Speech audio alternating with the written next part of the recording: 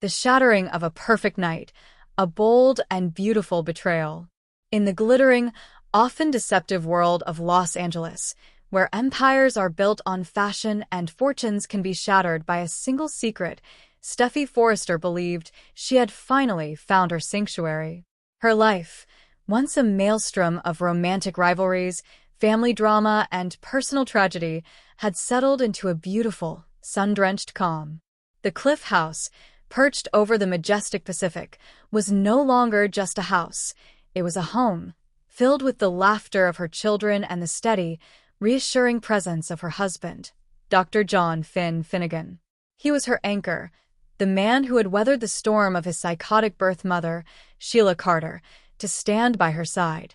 Their love was supposed to be the one unbreakable thing in a world of fragile alliances.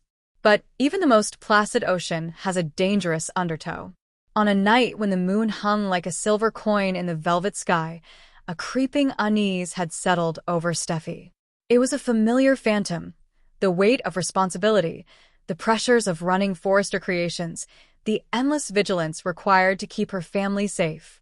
Needing to clear her head, she slipped out for a drive, letting the cool night air and the winding coastal roads soothe her frayed nerves. She sought space, a moment of peace. Instead, fate, in its cruel and ironic way, led her to the very precipice of her deepest fear. It was there, on a quiet street overlooking the cliffs, that her world didn't just crack, it shattered into a million irreparable pieces. Chapter 1. The Unraveling Truth. At first, it was a trick of the light, a mirage created by distance and wishful thinking. A man and a woman, standing close. But as Steffy slowed her car, a cold dread coiled in her stomach. That was Finn's silhouette.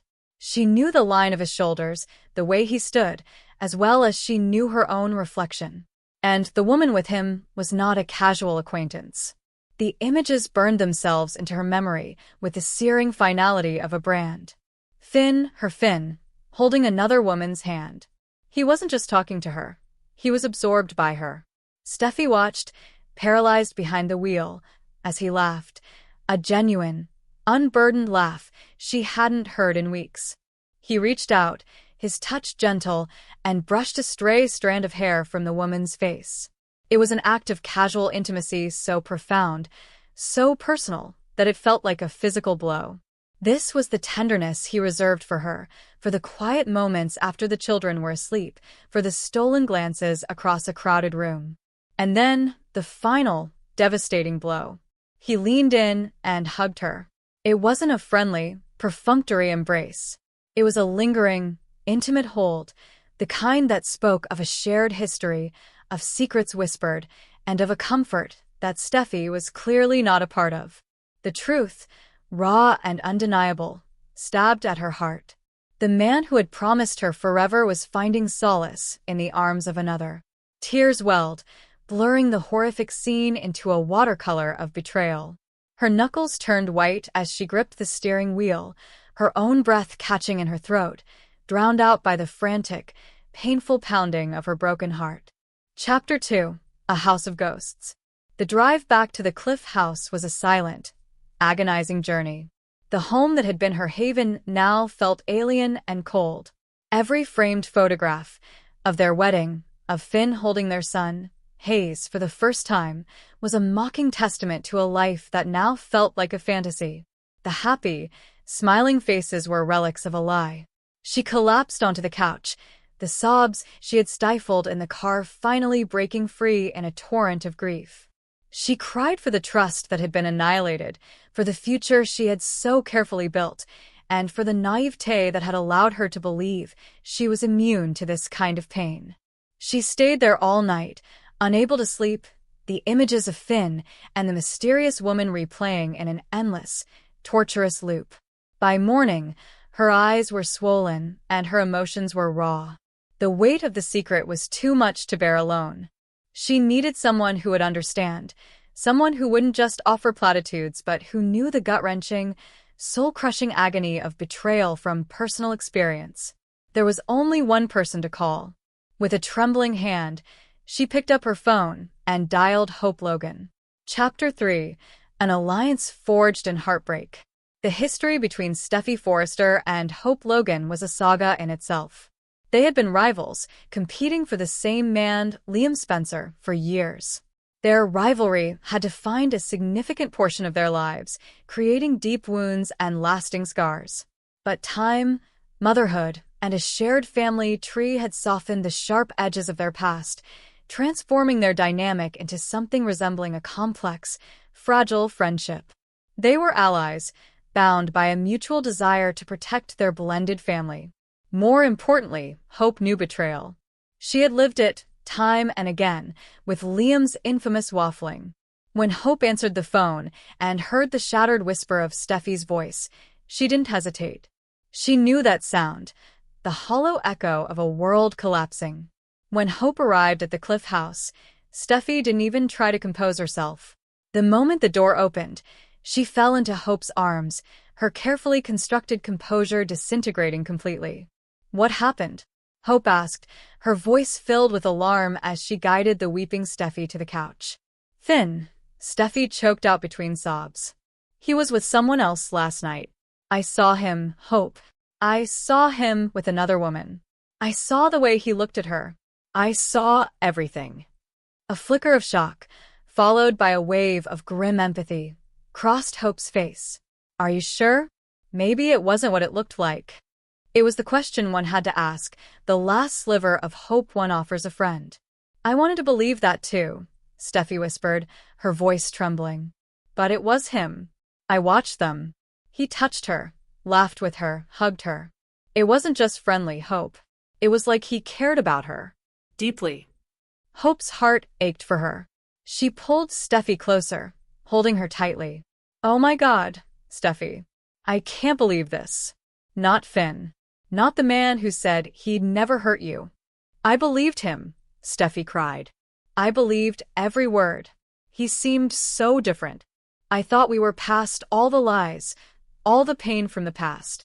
But now I don't even know what's real anymore." Chapter 4. The Confrontation and the Lie. Later that afternoon, Finn returned home, a smile on his face, completely unaware that his life was about to implode. The sight of Hope standing protectively behind a pale, tear-streaked Steffy made his smile vanish. "Steffy? Hope? What's going on?" he asked, his brow furrowing in confusion. Steffy rose to her feet, her body trembling but her voice laced with a cold, hard determination. "Where were you last night, Finn?" He blinked, taken aback. I had to work late at the hospital. I went to the Overlook to get some air." "Don't lie to me," she snapped, the words sharp as glass. I saw you with her." Finn's face went pale. The denial died on his lips before it could even form. He opened his mouth, but no words came. Hope stepped forward, her own voice shaking with a fury born of remembered pain. "You broke her heart, Finn. She trusted you.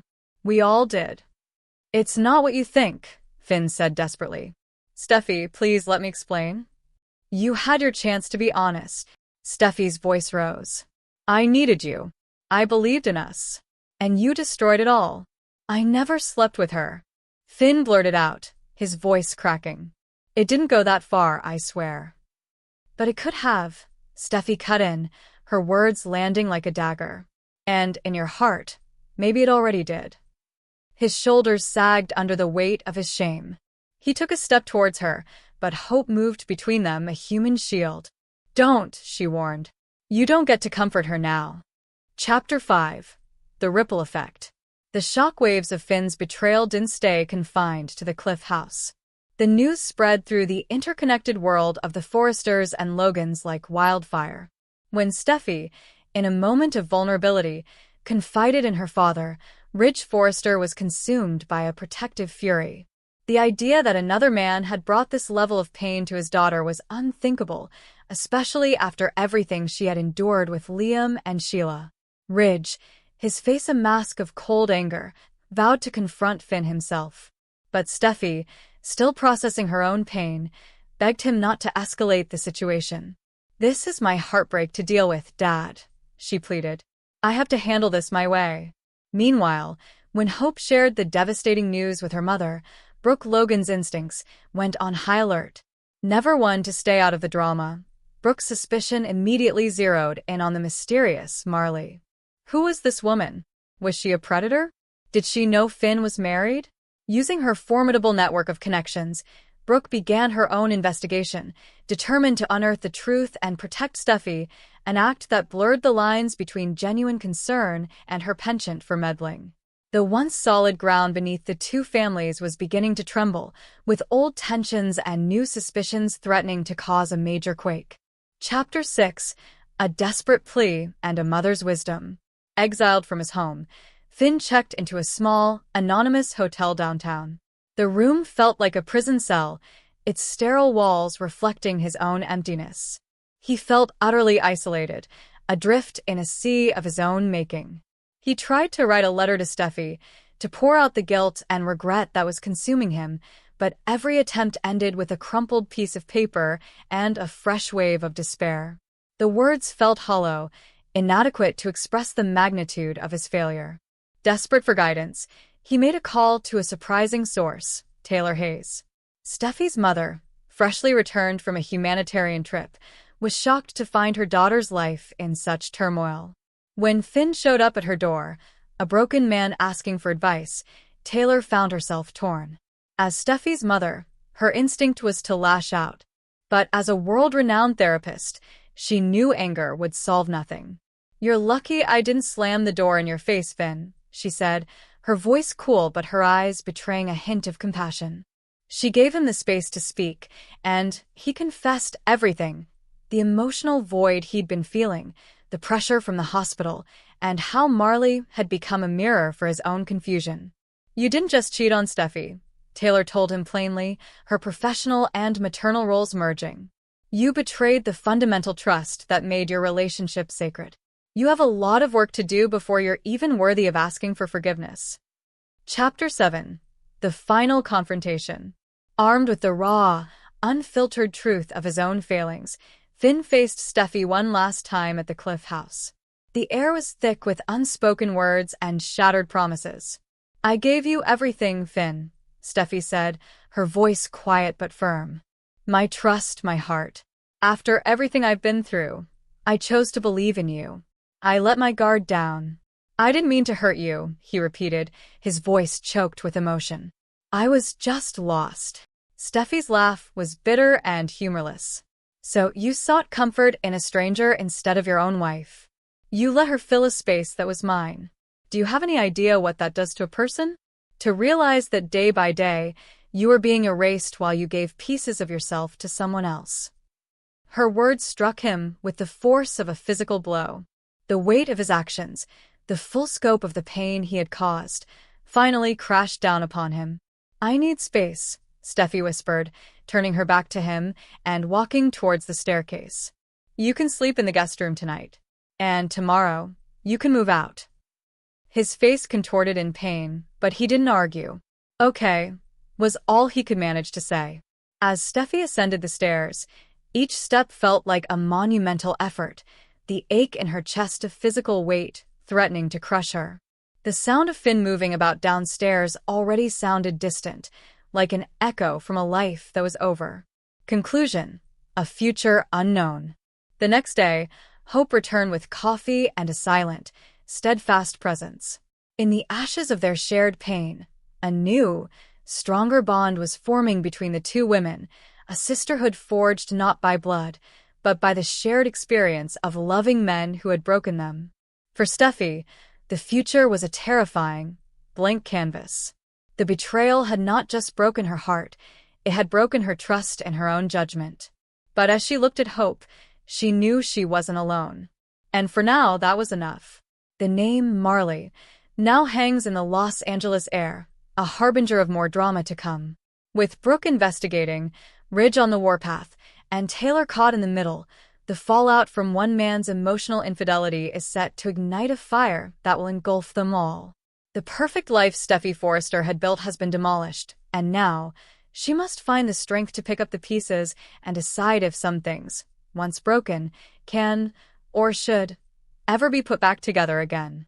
The bold and the beautiful have been left broken and betrayed, and the path to healing is fraught with more secrets, lies, and heartbreak yet to come.